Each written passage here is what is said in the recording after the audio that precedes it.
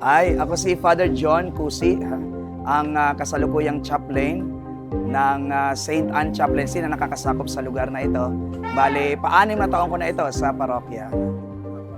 Alam nyo ba, ang mga tao dito ay sobrang nagpapasalamat sa pagdating ng mga kaibigan kagaya ng St. Francis Choir. Lalo tigit sa kanilang dalang tulong sa gawain ng pagmamahal. Dahil sa mahabang panahon, talagang ang usapin ng tubig napakahirap sa lugar na ito. Kahit sa paaralan, napakahirap. At marami makikinabang na tao ngayon at sa masusunod na panahon sa proyektong ito, lalo tigit sa mga kasayahan na kanilang ibinigay. Matatanim sa isip, siyempre.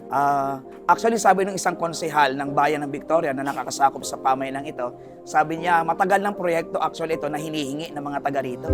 Pero walang maikasa na magandang programa ang bayan.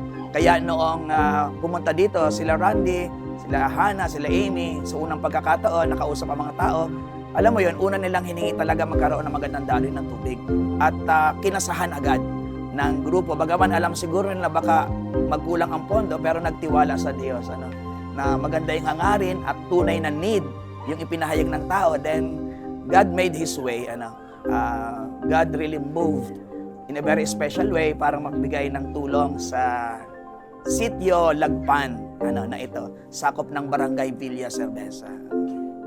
Isa ito sa dalawang parokyang hinahawakan ko sa dalawang parokya.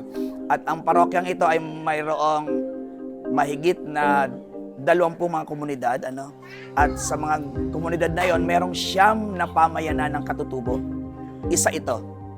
Tatlo yung napaka-accessible. Isa ito sa 3 napaka-accessible na lugar, itong Sitio Lagpan, na pinangyarihan ngayon ng Payback 12 ng St. Francis Choir. Meron pang iba, pero may kanya-kanya mga tumutulong na grupo, na mga mabubuti rin para sa kapakanan, pwede ako makontak syempre sa parokya, yung signal ng internet dito sa amin talagang napaka-challenging. But then, unti-unti nang nakikilala ang maliit na parokyang ito. Actually, ito ay barrio parish, Yung St. Anne Chaplaincy, isang barrio parish, pero ngayon nakikilala na dahil ang mga lingkod laiko nito, mga leaders niya ay nakikilala na sa pagiging aktibo. So pwedeng pumunta sa parokya, ito ay madaling malaman kung nasaan dahil along the way, papunta sa nag-iisang university sa Oriental Mindoro, papunta sa Mindoro State University. Yung university ay 13 kilometers away. Yung parokya ay 3 kilometers away from the highway. So after the parish, na 3 kilometers away from the National Highway, Calapan South Road, ay 10 kilometers away naman ang university. So sa ganoong pagbibigay ng lokasyon, mas malalaman kung nasaan. So makikipag-usap sa parokya, Lunes naman hanggang Linggo may tao sa parokya, pwede makipag-usap, Pero challenging kapag sa internet o sa cellphone, kinakailangan talagang sadyain. But once in a while, yung wave ng signal, okay naman. But then, the most maganda na paraan ay talagang bumisita sa parokya. Dahil maraming pangangailangan, dahil nga maraming mga lugar ng katutubo. Of course, syempre, guys, kung pasalamatan ang St. Francis Choir sa kanilang patuloy na pagtulong sa nangangailangan. I believe tinutulungan talaga sila ng Diyos to identify iyong mga dapat tulungan ng mga lugar. At salamat at kanilang napili ang Sitio Lagpan dito sa parokyang pinamamahalaan ko, sa St. Anne Chaplaincy. Napakabuti ng kanilang ginawa.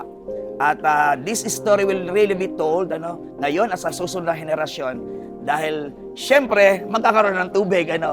Water is life Sa ngayon, ang tubig ay napaka-scarce sa lugar na ito kaya napakahirap ng mga bagay-bagay. Kaya salamat sa St. Francis Choir, sa aking marami na naging kaibigan, ng mga taga roon sa OLAP, sa mga pari na naandoon.